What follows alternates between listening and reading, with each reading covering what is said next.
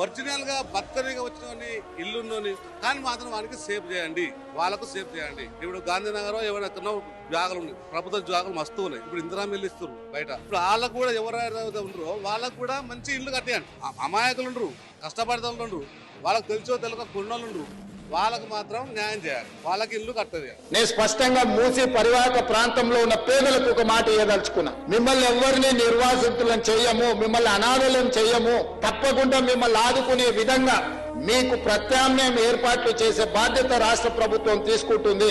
మూసి river bed లో ఉన్న కష్టాలలో ఇక్కడికి వచ్చి ఆ మూసి మురికిలో దోమలకు అక్కడుండే కాలుష్యమైన వాతావరణంలో కూడా ఉంటున్నారు, నివసిస్తున్నారు. అంటే నిజంగా వాళ్ళు అత్యంత నిరుపేదలు, ఏ ఆదరణ లేక ఏమి చేయాలో తెలియకనే వాళ్ళు అక్కడ నివసిస్తున్నారు. బఫర్ జోన్ లో ఉన్న వాళ్ళు కూడా డబ్బులు ఉన్న వాళ్ళు కాదు, వాళ్ళు పేదవాళ్ళు.